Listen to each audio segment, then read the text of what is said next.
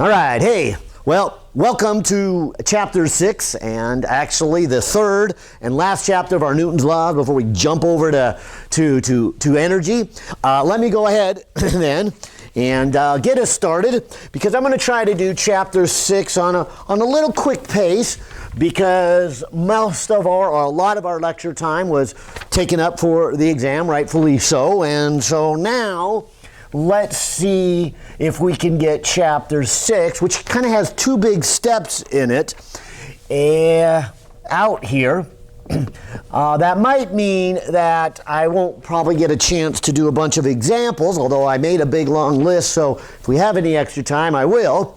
But I might have to do those more by video from my desk and send those to you. And actually, that might be better just to do ones of the homework. But that being said, we're going to start off by talking about circular motion. And so something moving in a circle. And then that is followed up by what is called Newton's universal law of gravitation. And I think your author throws it in here because that's what you do. You have planets that then go around in a circle. And so putting gravitation with the circular motion makes good sense. Oh, let me get rid of this here. Actually, I'll move these down out of the way for just a second. Now that we're done here with the exam. And then let's talk. And your author starts off by giving you some new words and terminology. They're not too surprising, and so let me take a moment to point out that if you have something going in a circle, instead of talking about what position it is, like the x-axis, like we did in chapter 2, you might then say, what angle is it at? And so, like I said, instead of talking about its position, I'll talk about its angle. So if it looks something like this, and so here's something going in a circle, I'll just kind of draw a circle with this little dot and say, okay, here's the velocity, it's spinning around, and if I kind of draw an x and y axis, I might label its position by its angle. That's kind of the difference. In fact, I think your author does a better job than I can draw on the board, so I'll turn on the display, and this chapter 6, if I can find it here real quick, your author gives a nice picture of a couple of objects. I'll just grab one. How about this one here? It's still warming up. But this is this picture. This is something moving and it goes around, and it looks like it's a little CD or DVD player here, and so the disc spins. And so this is what we mean by its rotational angle. Okay, so as we talk about something moving, we'll be talking about its rotational angle. But also then, we had the word velocity, but I'm going to throw a new word out here called angular velocity. And what angular velocity is sort of like regular velocity. Let me put regular velocity back here on the board. Regular velocity, what we've been talking about up to this point, often now referred to as linear velocity, is simply how much distance did it travel in the time taken. Maybe we would write it mathematically as the change in x over the time taken. All right, so we did all that back in chapter 2, and I'm just going to say really the same thing. This angular velocity is going to use the symbol omega and maybe I should pause right there.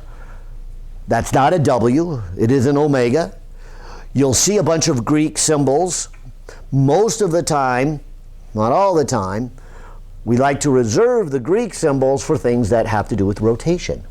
Have you ever noticed that maybe in your math class, and certainly right here, when I gave you an angle, it was in the Greek alphabet? We use theta, we use alpha, we use beta, we use gamma. And the same thing here then. This is the omega. And so we'll use the symbol omega for the angular speed. And it's nothing real fancy, it is just how much angle. So I'll call it the change in this angle. And so we have this angular piece to it, and the time taken. Well, maybe it's best to write it change of theta.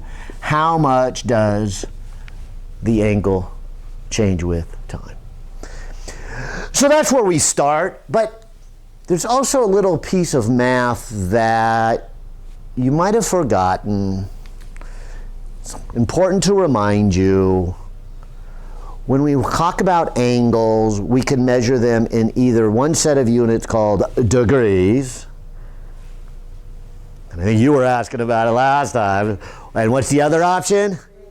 Radians. All right. So let's talk a little bit about radians. And let me ask you, why is there 360 degrees and 2 pi radians? I mean, who was crazy enough to think that a circle should be divided into 360 degrees? Or worse still, who was crazy enough to think a circle should be divided into 2 pi? Where does that come from? Well, I really want to focus on the radian, so I'll just real quickly say, well, the 360 is, remember, it takes 365 days for the Earth to go around. And so how far does the Earth move in one day is roughly where the degree comes from. At least that's kind of the best we can kind of get out of the old Babylonian Empire and what they were thinking in terms of degrees. All right, so that's where we think the degrees came from. But the radians, especially since it's an irrational number, has some big advantages, not because they're irrational numbers, but because they're real numbers. Here's what I mean by that. And your author does a good job here. What the ancient Greeks did, and the way they came up with the 2 pi radians, they focused a lot of their energy and their attention on proportions and geometry. And they said, if you take a circle and you look at its arc length, now an arc length is usually labeled as S. I see that your author labels it as a delta S, and so maybe something's moving along the circumference of the circle. All right, so I'll follow his lead and call it a delta S instead of just the S. And then we have this angle in here, and again, thinking of something moving in a circle, instead of just call it theta, I'll call it delta theta, so it's kind of moving along. How much has it gone by?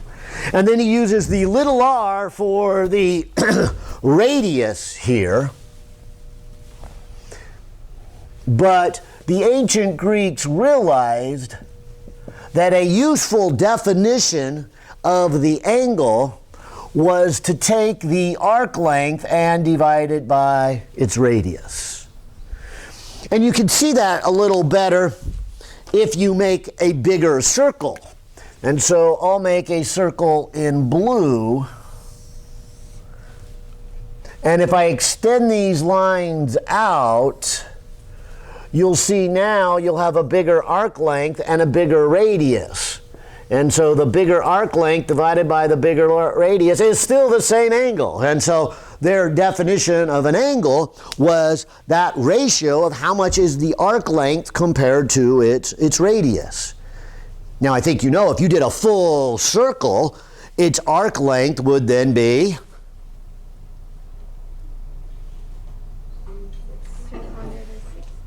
No, the length, the length, all the way around, it would be the circumference of the circle, 2 pi r. And so if I were to take the whole circle, and so maybe I'll put here whole circle, the circumference would be 2 pi r, and of course then if I divide it by r, I get the 2 pi. So that's why we have to say that a full circle has how many radians in it? 2 pi. Now notice then being a ratio, it has no units. In fact, I would say that radians is not a unit, it's kind of a clarification. It's like when somebody asks you, hey, how many students are in class? And when you give an answer, it doesn't need any units. The question was how many students? It's just a number. There aren't any units. So the correct answer would be, 17.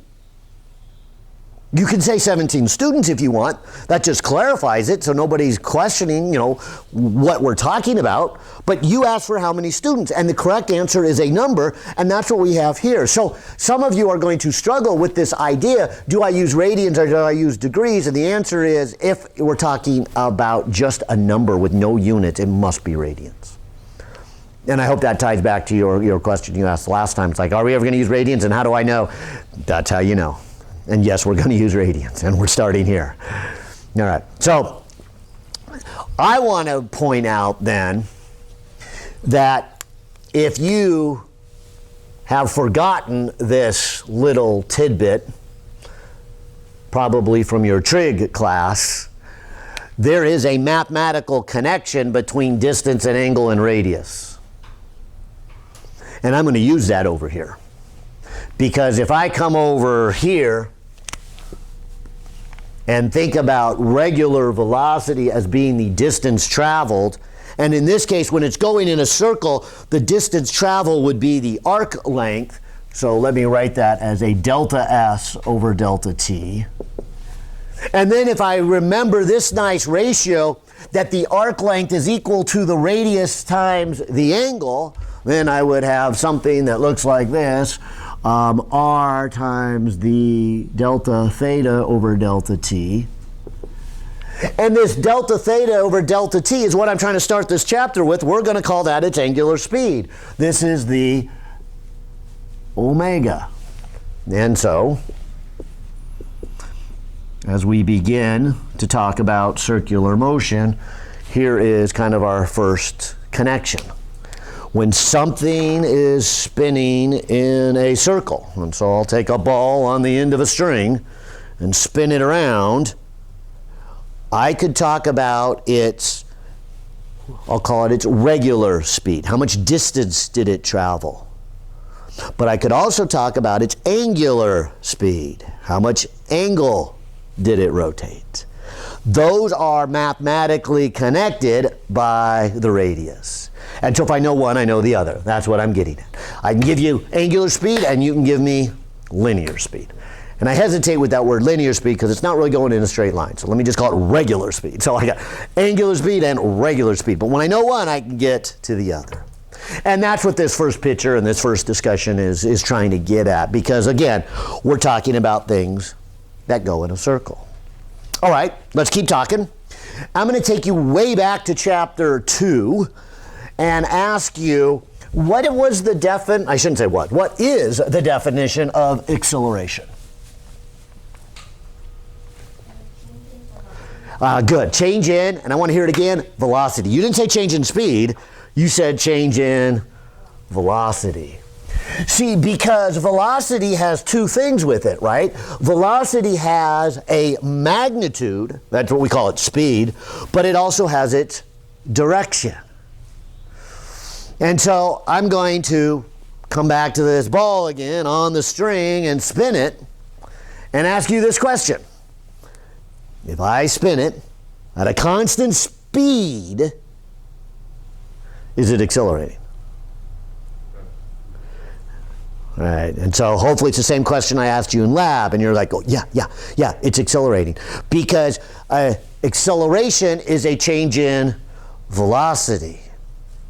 And that means you could change either your speed or your direction. So if something goes from a slow speed to a fast speed, most people say, oh yeah, that was accelerating. Yeah, because it was slow, now it went fast. Or if something's going fast and it slows down, most people say, well, yeah, that's an acceleration. Maybe I'll call it a deceleration. In a science class, we'll just say it has a negative acceleration, so we don't use the word deceleration, we'll say it's negative. But again, it changed its speed. It's pretty obvious. It went fast to slow. But I think the hard one to grasp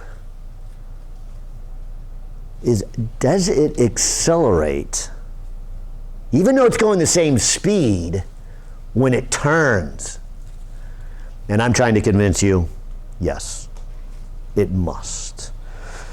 Let me put a very simple equation, but one we've been using a lot for these last two chapters, F equals ma.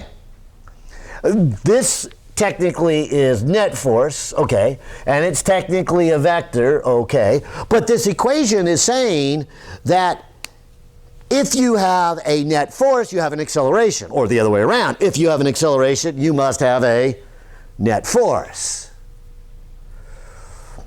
And I want to convince you that something like this spinning ball has to have a force on it to keep spinning.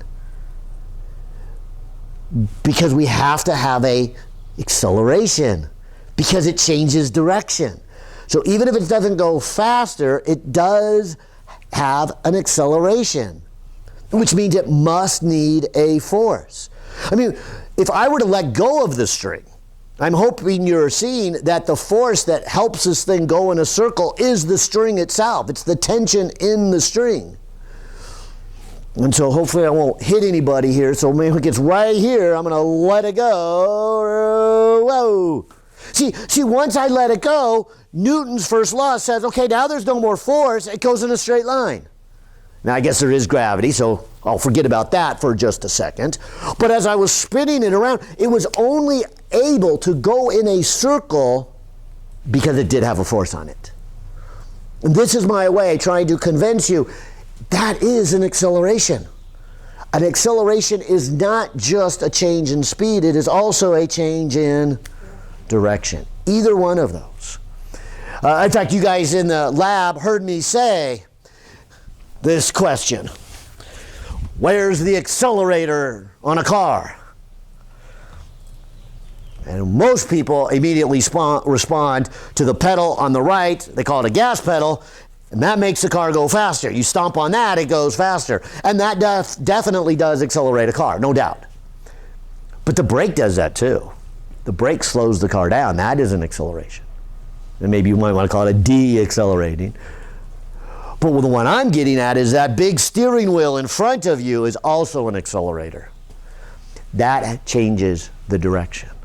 And all of those require forces in order to change the direction of the car. And so something that is moving like this will not change direction unless it is pushed, unless there's a force. And that force is an acceleration, or results in an acceleration. Now, here's where I hope I don't cheat you too much, but I got to thinking about time-wise. Your author does a really good job, and because your author does a good job, I'm just going to point to this little diagram here where your author says, how much acceleration would something going in a circle at a constant speed need? See, at this point, I hope I've convinced you that you need an acceleration. The question just remains, well, how much? And so your author goes through a few steps here looking at this diagram, and he comes up with this. If something is turning, not going faster or slower, turning, so going in a circle at a constant speed, it needs an acceleration that is equal to the speed squared divided by its radius. And so if I redraw this ball on a string and say it's spinning around, it has a mass of m, it has a radius of r, and I'll say it again, even if I'm going at the same speed, it needs to have an acceleration. There is an acceleration, and its value would equal to v squared over r. Which means then, if I put these two things together, the amount of force that must be applied to that object, and I should say the net force that must be applied to that object, would be mv squared over r. Now, for word-wise, we call this a centripetal acceleration, also a centripetal force. And let me give you a little warning about this word. Did you know I didn't say centrifugal with an F? I said centripetal. See, centripetal means center seeking, inward, right? Centrifugal means outward. And I think you guys might be more familiar with the word centrifugal than centripetal. And so let me come back to this ball again. The reason I wanted it on a string, we talked about strings. Strings can have tensions. They can pull, but they don't compress. Oh, let me remind you of that. Remember when I tied the string onto here? I won't completely tie this one. I'll just kind of hold it here. But I can pull on this, right? But I can't push. So if this thing is spinning around, so here it is spinning around, and say, let's say when it gets right here, so right here,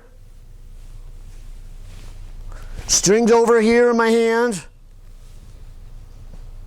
which way is the force from the string? Is it towards the center? No, not outward. Let's talk about centrifugal force a little more. So hopefully you won't confuse centrifugal with centripetal. But I'm talking about the inward force. This is what we call the real force. This is what you need. You need a force on this object pushing it inward in the direction it's turning. Right? If I was running this way and decided to turn, or maybe somebody is going to push me and decide for me, hey, let's push him this way. And so I run along and they push me on the shoulder. Which way do I turn? Right, this way, right? Towards the center of the circle. That's this word centripetal acceleration. The acceleration and the force are towards the center of the circle. They are not outward.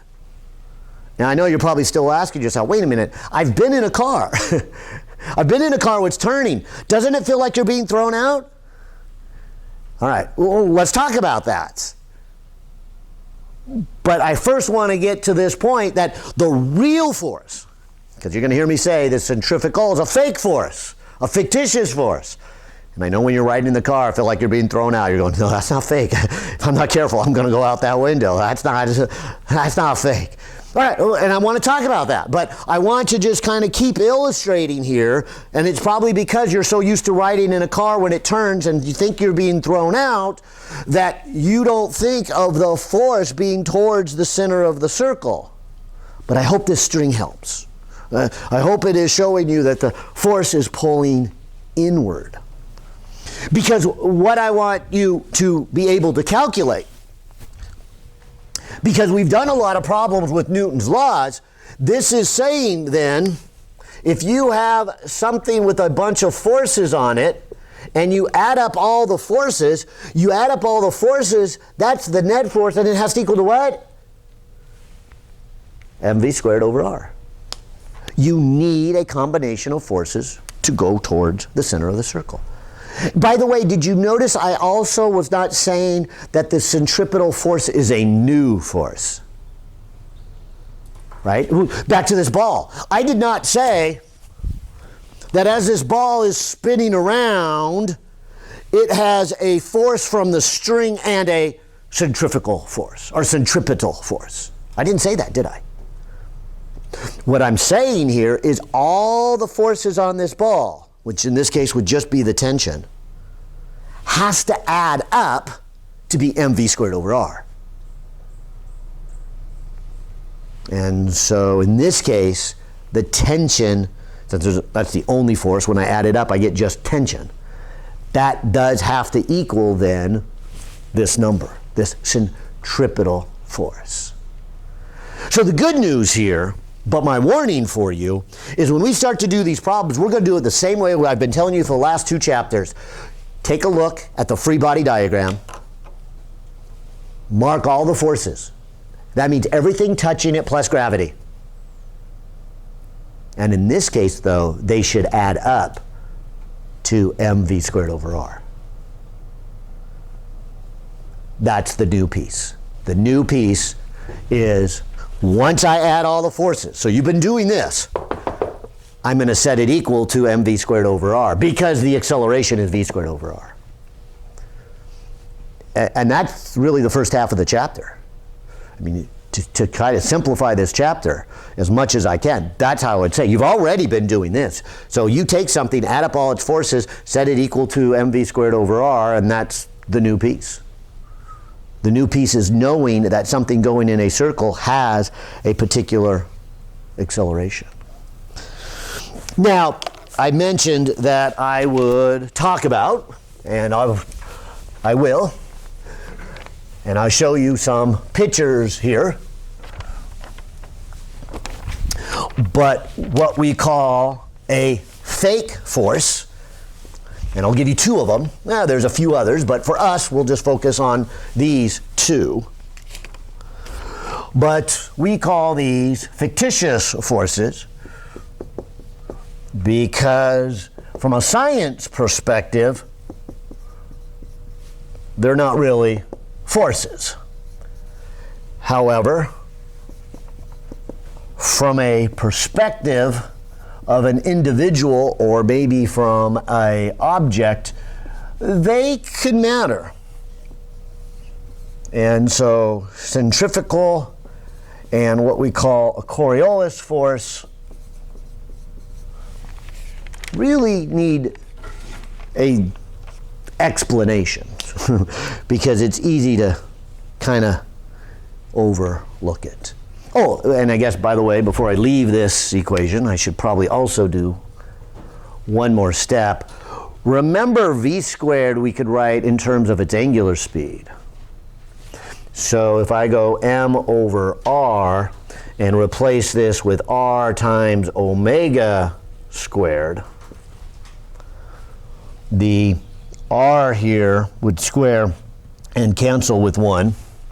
So I would get m and only 1 r and then an omega squared. So mv squared over r and mr omega squared are the same thing. Okay, so let's talk a little bit about what we call the centrifugal with an F force. See, watch this. Let's pretend that I'm in the car on my way to class, but my friend is driving. So I'm in the passenger seat. All right. And I'm so excited about coming to physics class that day that I'm already opening my book. I'm sitting in the passenger seat. I'm not watching where my friend is driving. I've got my nose in my book, and I'm oh, this is going to be an exciting day. Look at all this fun stuff we're going to learn. All right, so I've got my nose in the book here, and I'm going, and we're going down this road, and we're going in a straight line. And as we get close to campus, it's time to turn into the parking lot. Now, I don't know that because I've got my nose in the book, but my friend doing the driving knows that. And so my friend makes this left-hand turn. What happens to me? And I don't know if you've ever been in a car where you're not really paying attention, but it would feel like you're being thrown out of the car. And notice I keep saying it would feel like you're being thrown out of the car. See, what really is happening, let's go back to Newton's first law. Doesn't Newton's first law say that an object in motion wants to continue in motion in a straight line? So in other words, I'm trying to say that if I'm going in this straight line, I want to continue. And it's not so much I get thrown out of the car as the car turns out from under me. And so as I want to go in this straight line, the car turns, and of course then this side of the car where the door would be, move over, and the next thing I feel is, from my perspective, I'm like, hey, I'm getting thrown out of the car. Good thing the door is closed and locked. Otherwise, I would get pushed out. And I want to emphasize, there was nothing throwing you out of the car. And that's why we call this a fictitious force. This is a perspective. What you want to do in a go is in a straight line. In order to make the turn, you actually need a force. And not outward. You need a force which way? Inward, and that's the real force. So it is the centripetal force that you need. And that's what the car is actually providing. If you weren't paying attention and you had your nose in the book, as the car turns, the door and the window come against you and they push you. They push you which way? This way, right? They actually push you towards the center of the circle.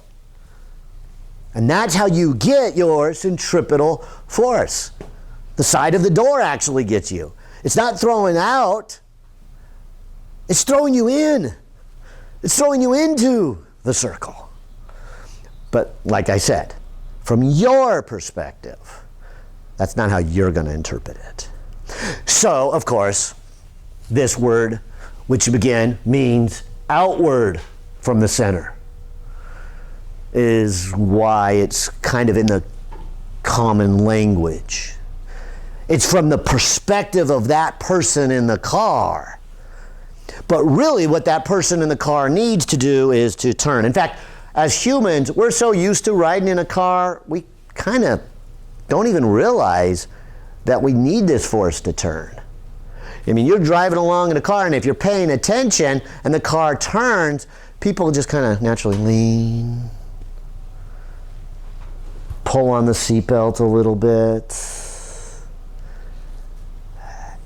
There is a force making you turn. You don't have to go and hit the door. And that's why I did that silly story about pretend I'm not paying attention. It's really noticeable for someone or something that's never been in a car before. My dog's that way. Gets real excited when he finally gets the chance to get in the car. So I open the back door and jumps in. And inevitably, dog's all excited, sitting on the back seat, tongue's hanging out, and I go down our little street, and I make the turn, and the dog just goes, whoa, and just rolls over. It's like, well, haven't you figured this out yet?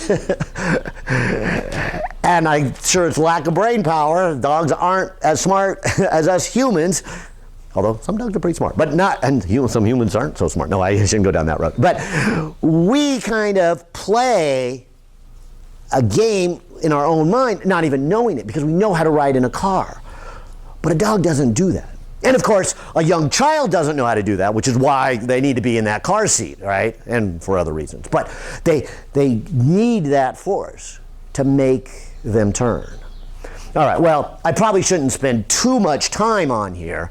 I just really wanted to make sure that you don't confuse then the real force. And we're always going to be talking about centripetal force, centripetal force, centripetal force, centripetal force.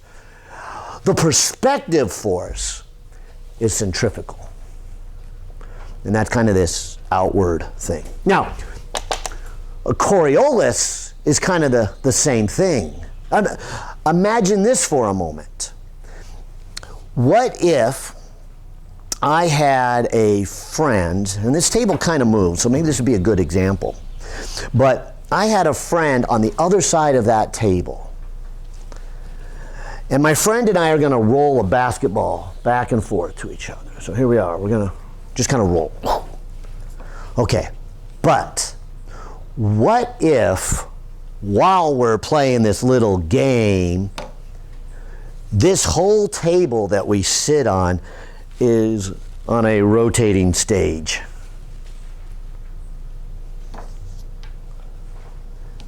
You see, if we weren't rotating, I would look at my friend and say, all right, you gonna catch this ball? Because I'm gonna throw it right to you. Don't miss it. And Newton's first law would say it goes in a straight line.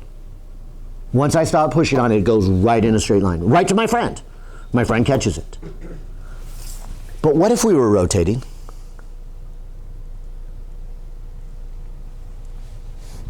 I would look at my friend, and not recognizing that I'm rotating, I would say, okay, can you catch this?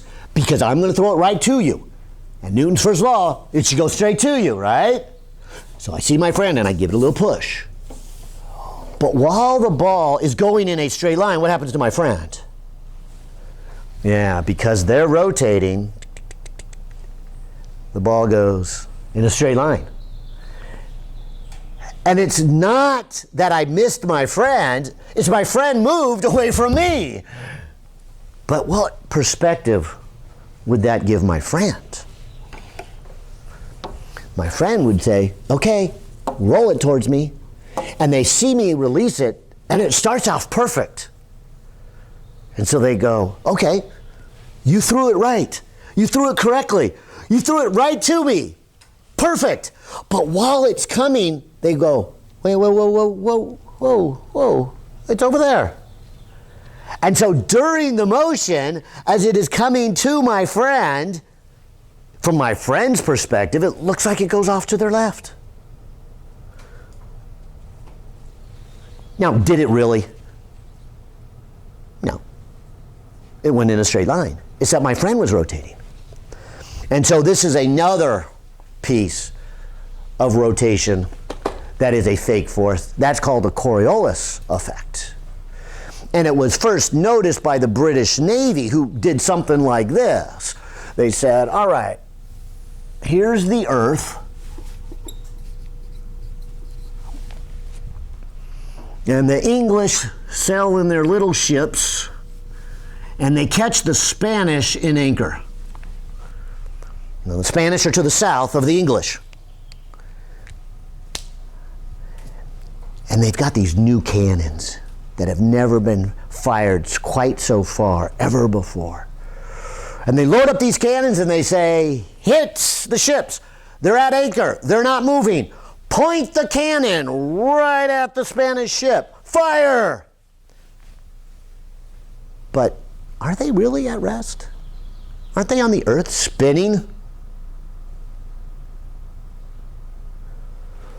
And aren't the Spanish further to the south? Which means, if you think of this as a rotating sphere, the Spanish, being further to the south, in one day are going to go around a bigger circumference than those in the north, which is why I brought the globe, to help you see. Things up here in the north, where's England? Right here. In one day, make a small circle. But Spain, being further to the south, makes a big circle. And of course, the biggest the circle would get would be at the equator, and then they would start to get smaller again. So going south in the northern hemisphere, you get bigger and bigger circles. So even though the English are looking at the Spanish and saying they're not moving, the truth is they are moving. They're moving in a circle. And just like my friend, if I point the ball at my friend and I say, oh, you're not moving, I'm going to throw it right to you, what happens as it is going towards that person? Whew. And that's what exactly happened in this battle. Never noticed it before because cannonballs never flew that far. The Earth spins, but it takes a whole day to go around, so it's not a big effect. But it's called a Coriolis effect because if you were to sit here and go, I'm going to shoot at that ship, then goes the cannonball, and then the cannonball goes to your right. Like, what the heck happened? Shoot again, shoot again. And you probably would say, oh, well, dear Mr. Newton, we discovered a new force. And Mr. Newton comes back and says, I see your problem. I see what you missed. But it wasn't because it was a new force. It was a Coriolis force.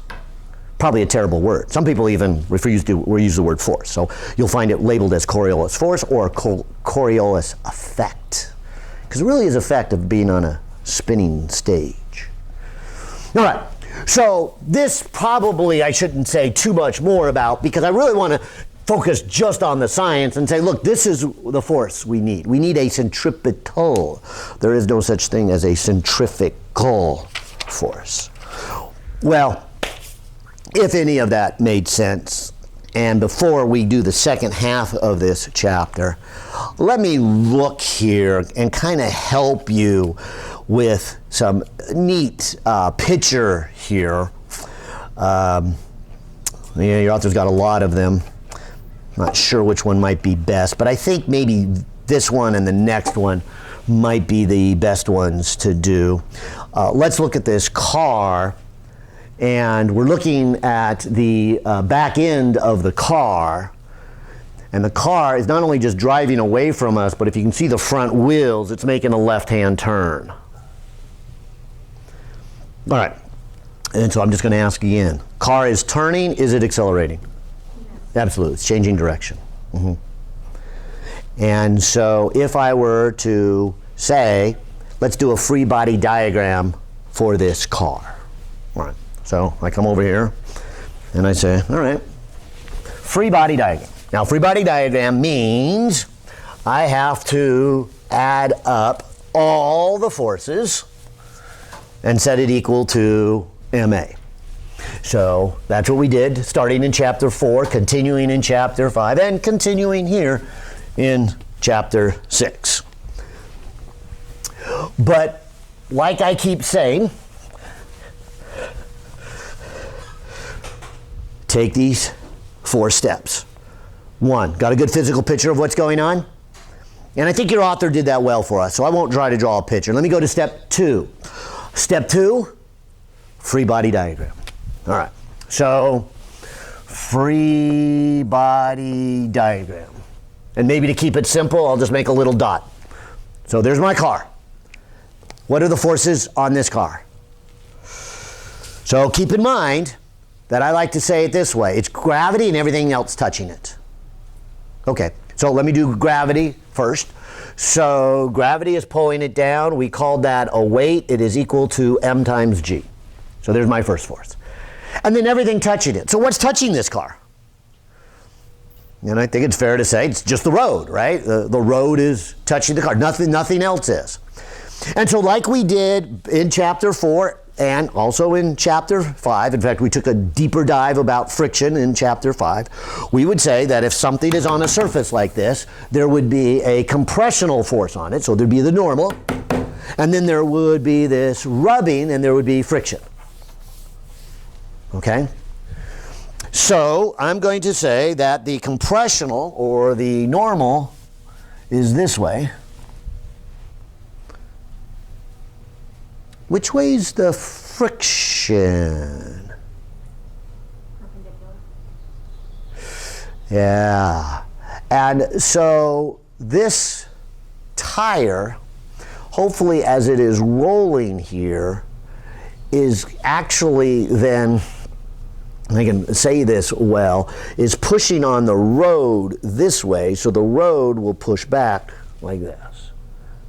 You might even see as it turns, kind of the tires kind of bulge out like this. They want to snap back, so they're pushing the road this way, so the road pushes the car that way. And as you guys said, perpendicular.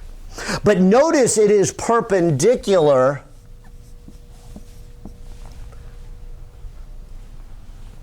to the direction it is traveling. And isn't that towards the center of the circle? I'll say it again. What do we need in order to turn? We need a centripetal force.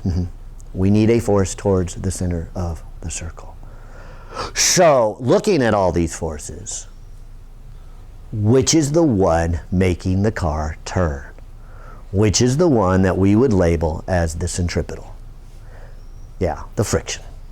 Now I want to be careful because I almost made it sound like only one force could make it turn. There could be more than one force making it turn, but in this case there's only one. The weight's not making it turn, the normal's not making it turn, it's the friction. Also, notice I did not say that there are two forces making it turn. I did not say there's friction and centripetal, right? I want to emphasize that. The sum of all the other forces is the centripetal. The sum of all the ones towards the center of the circle is the centripetal. It is equal to mv squared over r. So there's nothing in this free body diagram that has changed. It's just what I'm going to set the acceleration to is v squared over r. That's the new piece. And if you can remember that, you're golden. Because watch, I would do this. I would say, all right, let's do an x and y calculation. And when I say add up all the forces in the x direction and set it equal to mass times the acceleration in the x direction, and when I do this, sum of all the forces in the y direction equals mass times acceleration in the y direction. Let's just do the same piece of physics that we've been doing.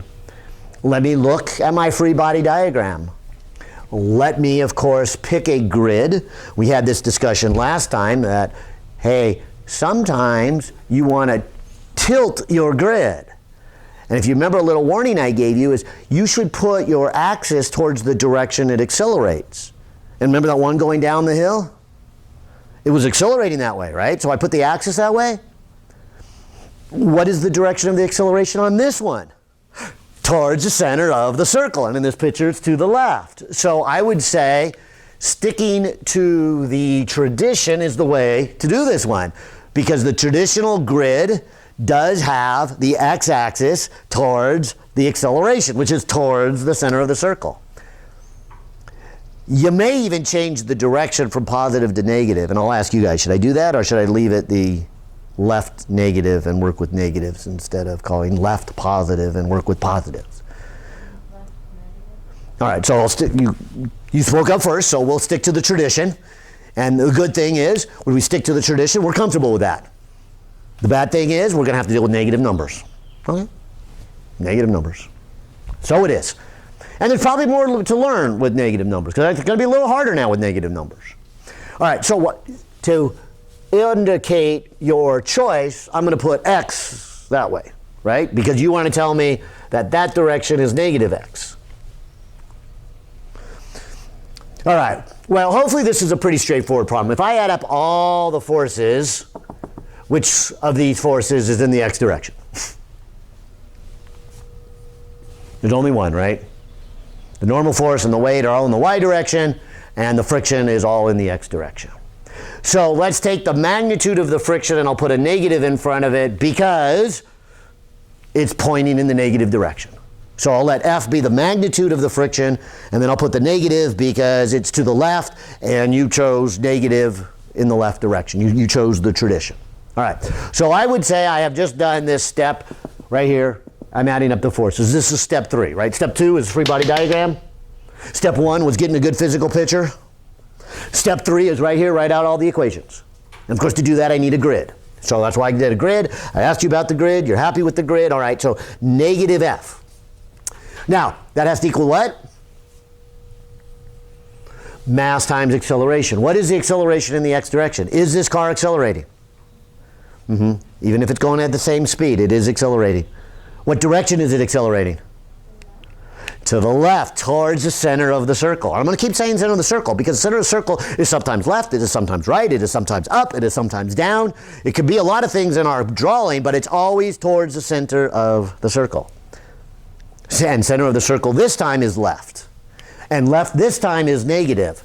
So when I put v squared over r, I'm going to put a negative in front of it. Because as I said earlier, without proof, the magnitude of the acceleration is v squared over r. And the direction is towards the center of the circle. And for this problem, the center of the circle is negative x.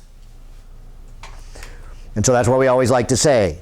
The acceleration, the centripetal acceleration is v squared over r towards center of circle.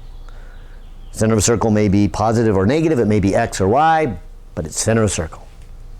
All right, so in this case, the first step I would do would be to cancel off the negative on each side, which by the way would be the same equation I would have gotten had you let me call x positive.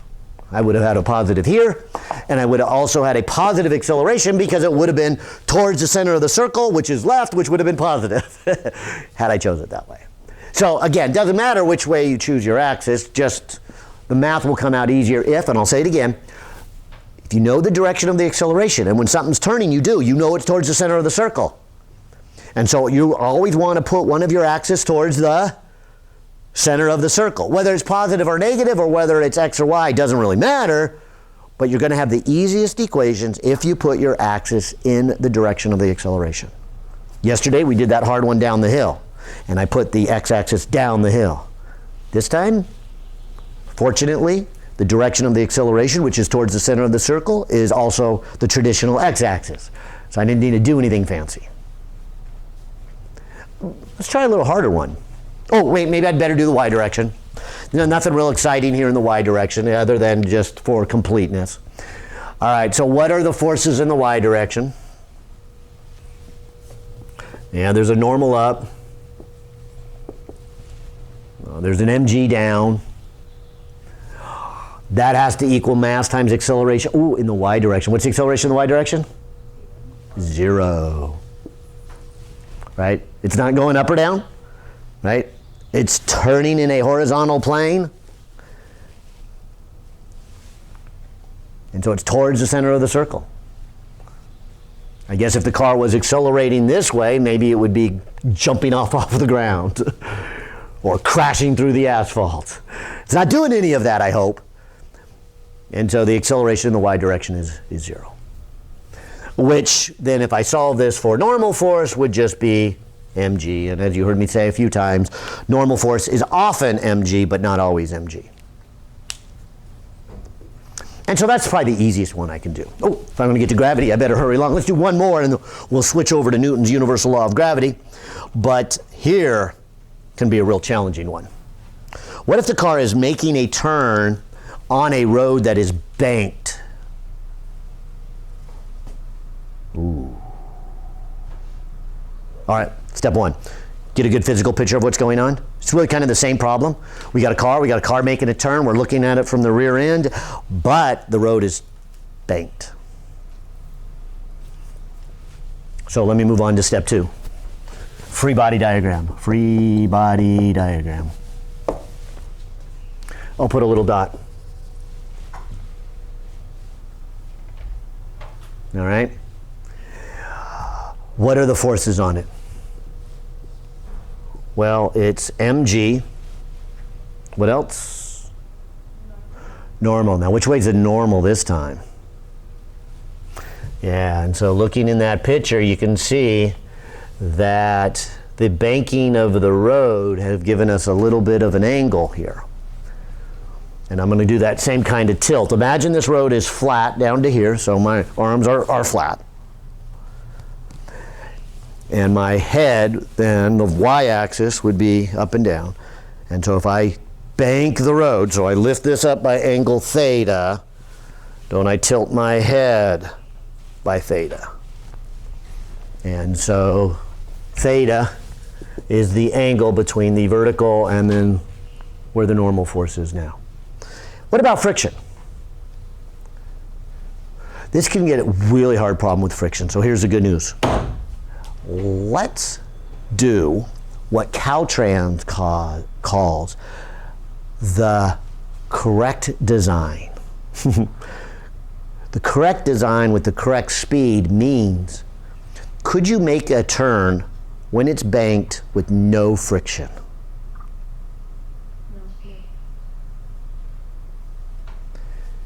Do you see that by banking it, you have part of the normal force pushing towards the center of the circle?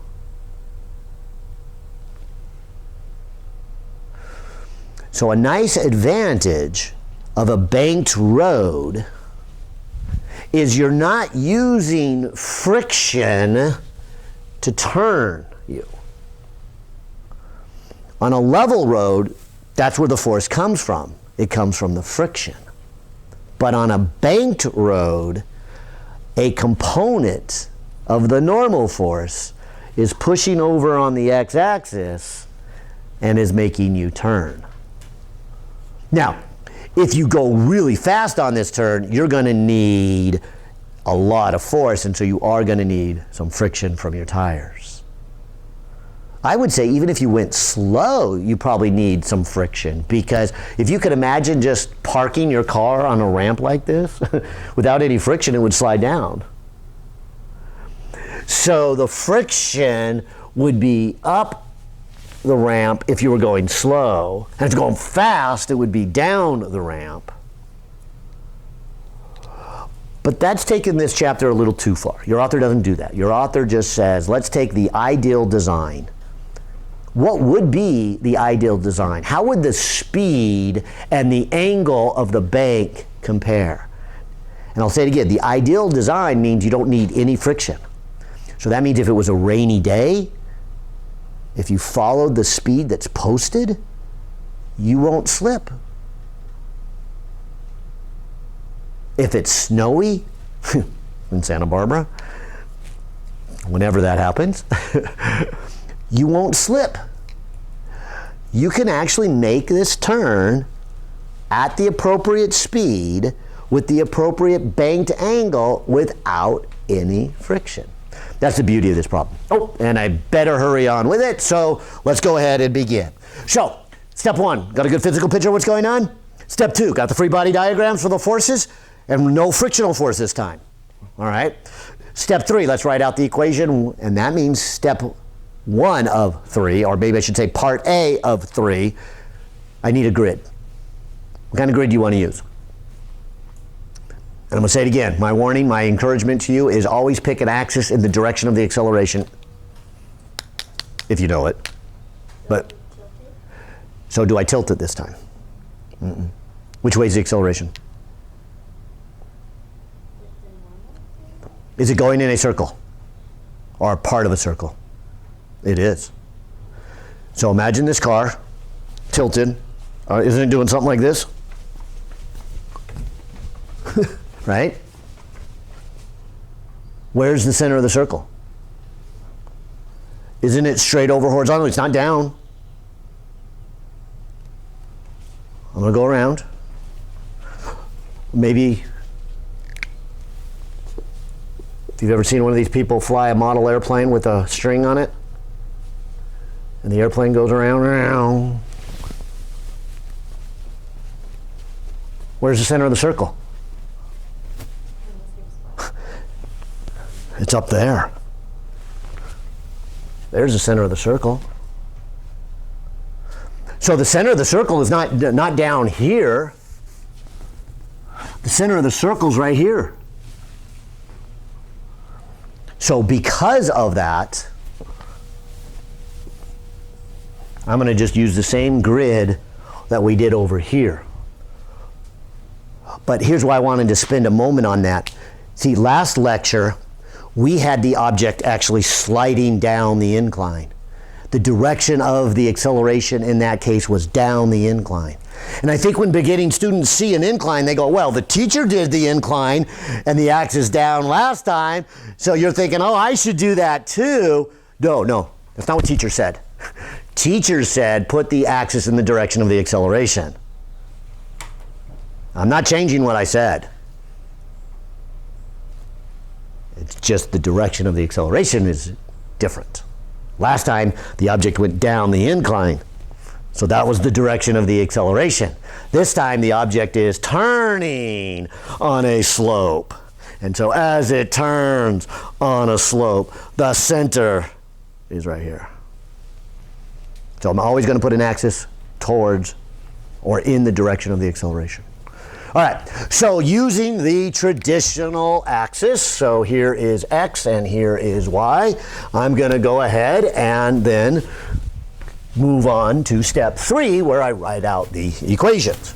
So here is the x and here is the y. So add up all the forces in the x direction and set it equal to mass times the acceleration in the x direction. Add up all the forces in the y direction and set it equal to mass times acceleration. That's step 3. Write out the equations. All right, help me out here.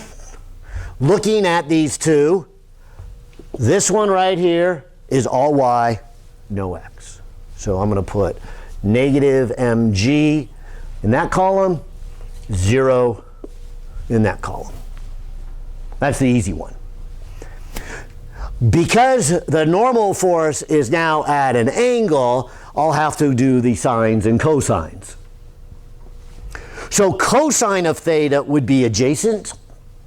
That would be the y.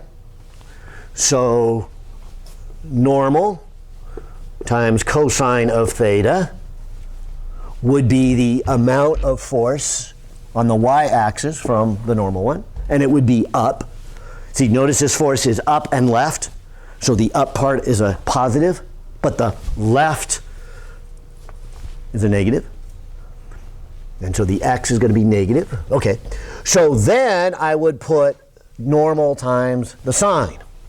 So normal times sine theta equals.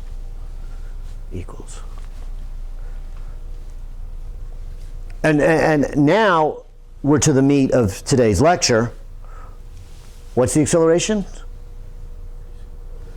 V squared over r. At least the magnitude is, and the direction is towards the center of the circle, which in this one is left. So I would say m, and then I'm going to put a negative v squared over r. The negative is there.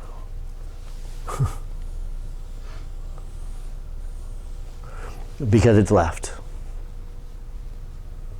How about over here? What's the acceleration? Yeah, same as before. It's not going up or down in the y. And so now, if I do this, I can say something to this effect. The normal force, and I'll move this over, is mg over cosine theta. Remember I said normal force doesn't always come out to be mg? This is an example of that. It's mg divided by cosine theta. By the way, do you remember the problem we did going down the hill? The normal force was mg times cosine theta. Now I have mg over cosine theta. And again, I wouldn't try to memorize that. Just work it out. Right? Physics is about knowing how to apply a few fundamental principles to explain the universe. Just write out the equation and solve it. That's the way it came out. Sometimes normal is mg. Sometimes normal is mg cosine theta. Sometimes it's apparently mg over cosine theta.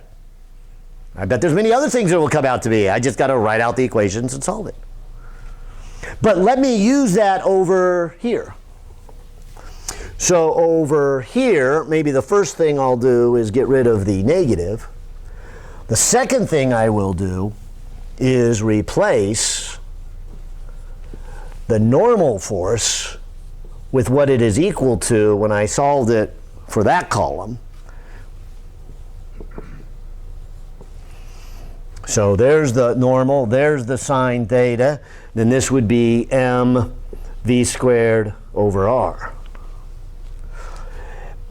And so now I can cancel off an m. And if I put just v squared by itself, by moving the r over here, this would be rg. And then what would you call sine over cosine?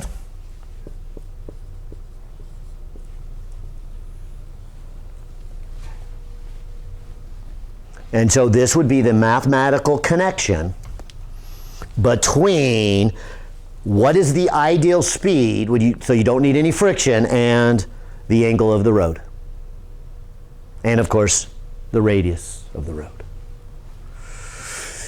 All right. Well, there's a lot more we could do with that, and I might just have to start helping you with some video solutions. Let's move to the universal law of gravity, at least as much as we can in the 15 minutes we have left here. Yeah. Wait, so getting sine, like, what are you looking at? Like, I understand you're looking at theta, okay? So when I look at a triangle, Yeah. and so if I'm looking at that angle, And the hypotenuse is the normal force. so this is the hypotenuse, which in this case would be the normal force, right? If I want this piece, which would be the x piece on that one, it's opposite of theta, so that tells me I want sine. That's what the sine function does in a trig class. It gives me opposite. So here's what I'm looking at. I think this was your question. What am I looking at? I'm looking at this angle and knowing that the x would be opposite of it. So then why is it n times that? Why is it like n sine theta? Oh, well, maybe I need to go back here. Let me call this just n sub x for a moment. So this would be sine theta, and the definition of sine theta is opposite, so nx over n. And then you will put n here. Right. Equal to n here. Right. Okay, got it. Right. So I really did 2 steps, and maybe I did it too soon. I did this a few times, but now I was moving a little faster. And so my advice for you is, if you want to know the piece, what you do is you take the magnitude, and then you look and say, do I want the adjacent, or do I want the opposite? And if you want the opposite, put a sine theta there. If you want the adjacent, put a cosine theta there. And that's really those 2 steps together. So it kind of makes it kind of fast. Because as you know, there's a lot to a problem, and you don't want to spend too much time focusing on the trigonometry. Somehow, but not correctly, it's kind of always assumed that students who come into a physics class have already gone through a trig class and a calculus class, and you're experts at it. So the first part was right. You went through the class. The expert on it, well, maybe not so much. And it probably, for a lot of you, it might have just been a while. Maybe you were really good at it 3 years ago, but it's been a while. All right, so good. Keep asking those questions. All right, well, in what little time I have left, let me do the second half of the chapter. The good thing about this is it too is not a very big or a long piece. We call it Newton's universal law of gravity because that phrase universal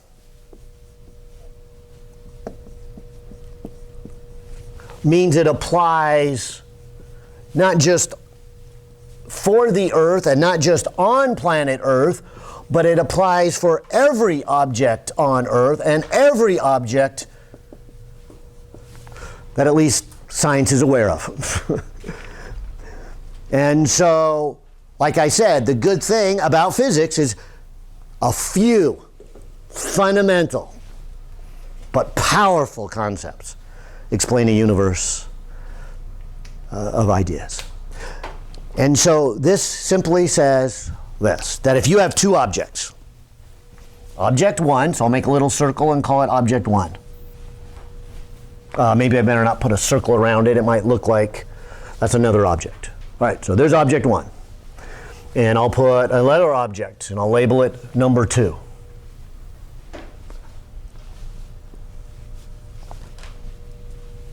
Object 2 will then pull on object 1. And Newton's third law would say then object 1 will pull on object 2. Most people, when they think about gravity, they think big. They think things like Earth, Moon, Sun. Here's our little planetary system. Clearly the Earth, when it goes around, is turning. Does it need a force? Where does it get that force? From the gravity between the Sun and the Earth. So the Sun pulls on the Earth, but what does the Earth also do? Pulls on the Sun. That's the third law. Of course, this is supposed to be Venus, so the sun pulls on Venus. And so Venus moves in a circle also. But what if it's not something quite as fancy as the sun and the earth and Venus? What if it is just lead sphere 1 and lead sphere 2? Does one pull on 2? Yep. Does 2 pull on 1? Equal opposite? Yep. Every object pulls on every other object. That's what we mean by universal. There's nothing fancy about it being a planet. It could be a rock, it could be a car. If it helps you, here's how I think about it. I just walk through town going, everybody's attracted to me. Yep, that's the reality. At least from a scientific point of view. The fact that I'm short and fat and old and bald is a different issue. But in terms of science, everyone and everything is attracted to me. And to you too, for that matter. Now, there's a number that we could calculate. And so we'll get at least that far today, and then you'll probably have to struggle along with the homework a little bit, how to apply the numbers here. But if you call the distance between them r, and notice I said distance between them, I'm going to label them as r because the discovery of this comes from when the distance between them is the radius of the orbit of the planets. But I want to emphasize it's not just the radius of the orbit of the planets. It is the distance between them. Some textbooks will even use a d for distance to try to emphasize this is a universal law. It's nothing fancy about the planets. But I'm going to stick to what your author is doing, and I'm going to use an r. And then if you say one of them has a mass of little m and one of them has a mass of capital M, which, again, we don't have to stick to that, but that's how your author does it. And like if we're taking the sun and the earth, one of them is much bigger. So we'll give the big one a capital M and the small one a lowercase m. But what is called the universal law of gravity simply says that you can calculate how much force is actually between them. And notice it would be the same whether I'm talking about the force on the sun from the earth or the force on the earth from the sun, right? They're equal and opposite. This is the formula. You multiply the two masses together, you divide by the square of the distance between them, and then there is a factor that is just a constant number. It is a really small number.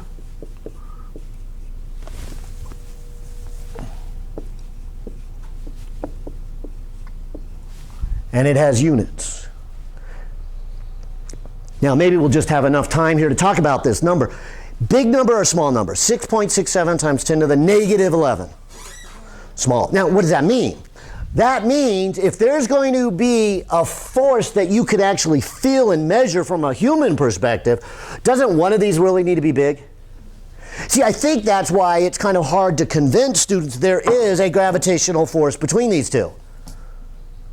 But the number is so small because I start off with a small number, and unless one of these is big, you're just going to say, no. And I'm just going to say, yes, there is a force, but it's so small, it's hard to convince you.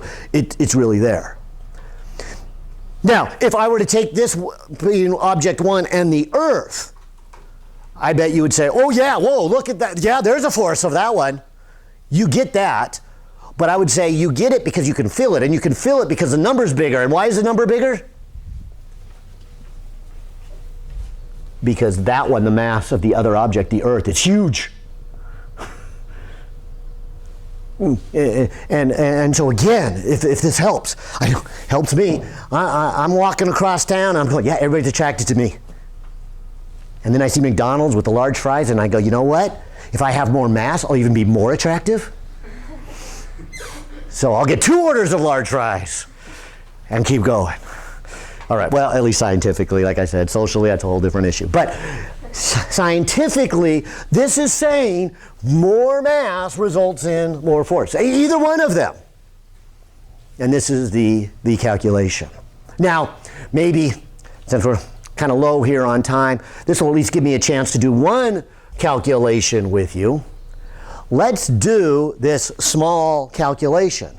Let me take these 2 objects and place them roughly 10 centimeters apart. Let me also tell you they each have a mass of 1,500 grams. So let's calculate the force between them. And hopefully convince you, yeah, it is pathetically small. No wonder you don't believe me. But it's there. And so I'll start off by putting in 6.67 times 10 to the negative 11. The units are a Newton, a meter squared over a kilogram squared. And that's where I want to pause, because as I put in the masses, I told you they were 1,500 grams. Do I want to put in 1,500? No, because what units do I have in here? Kilograms. So let me convert the 1,500 grams into kilograms. So that's 1.5 kilograms each. Okay. And, yeah, about 3 pounds. Okay. And then let's talk about the distance between them. Now, I said they were 10 centimeters apart. Maybe a little less. 10 centimeters, like 4 inches. So maybe right there. So they're 10 centimeters apart. So do I put a 10 in there? No, again, same reason. Look at the units. The units that I gave in meters. And so my warning for you is when you do these calculations, it's set up so that the mass is in kilograms and the distance is in meters. And so if they're given to you in other units, hopefully a little red light goes on in your head and say, oh, wait, got to be careful there. Back to chapter 1. Watch my units. All right, so I'm going to convert this into meters and then put it in. And so now you can see in unit-wise, the kilogram squared goes away, the meter squared goes away, and I'm going to be left with newtons. And again, there's our unit analysis. This is saying what is the force. So if you watch all your units, you should come out with newtons. And I did. Yay, all right. Unit analysis. Now, let's get a number out of this one. So 6.67 times 10 to the negative 11 times 1.5 times another 1.5 divided by a 0.1 squared, and I get a 1.50 times 10 to the negative 8 newtons. Big force, small force. Really small. So I have a question. Yeah. So is it just like the force kind of like a string then? Or String? because like Oh, yeah. I'm trying to think of it like with the earth and the sun. So is that the same type of force? Yeah, so everything you said, the earth and the sun, those are a gravitational force. So when I have been saying, hey, what is the gravitational force? I've been saying that force, you don't have to actually touch it. And so when we've been doing our free body diagrams, I said, take the weight of it, that's the gravitational force. And then everything else touching it. So like if it was you with a string tied on you, I would say, okay, you're sitting on the chair, so you have a normal force. Because you're on the earth is pulling you down, so there's a weight. That's this what I'm talking about. And then the string. Now, actually, maybe that gives me just a moment of time, because watch this. This might be a fun one, and I'll just write it out without getting out my calculator. But what if I switched this, and I said, this only has one object, and the second object's the earth. And I say, okay, what is the gravitational force between this one object and the earth? And let me say I don't even tell you what this is. Let's just say it's m. That way this could be you, or it could be a car, or it could be a boat or a plane. Let's just call this little m. So if I came over here and I said, okay, what is the gravitational force between that object and the Earth, I would say, let me write the little m first. That's the object. The other two would be a G and a capital M and an R squared. Let me group those together, because this number would be the mass of the Earth, 5.98 times 10 to the 24 kilograms. This number would be what? Ooh, this one's tough to see. Really be the radius of the Earth, right? It's how far we are from the center. And so I'll put here, this is the radius, 6.37 billion meters. This number is the universal constant. It doesn't matter what objects I'm looking at. Could be a black hole, could be a star, could be a little bacterium. That number is always the same. Hence the name universal gravitational constant, going with the universal law. But in the interest of time, if I put all those numbers in, can anybody tell me what you'd get? Do you see it? No? You'd get 9.8. Isn't that what we said before we got to this point in the chapter? That if I wanted to calculate the weight of something, I would do mg?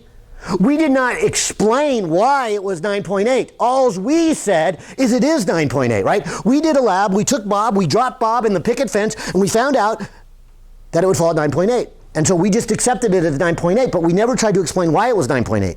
This is taking it a step further. This is a deeper dive and saying, this is why it's 9.8. It is 9.8 because of a combination of, I'll call this nature, the mass of the Earth, and the radius of the Earth. Which means if I was on a different planet like Mars, wouldn't I come up with a different number? I mean, the big G would still be the same, but the mass of Mars would be different and the radius of Mars would be different. And therefore I could figure out what the acceleration would be on Mars. I don't have to actually go there and drop Bob. I could just measure those from a distance and figure out what the acceleration would be on Mars, which is really good, because if we ever want to get to Mars and get off, we need to know what that force is. And fortunately we have done that with the moon. And we knew what it would take to get off the moon before we got there because of this. And so this is that deeper dive. We're explaining, not just describing. So at first we got 9.8. Now we got something a little deeper. Well, there's a bunch of fun ones we could do, but we'll call it good for now and have more talks on this. And I'll say bye to you guys and see you guys in lab in a few moments, and I'll see you guys online. Maybe I'll see you at Zoom or via email or something. Bye now.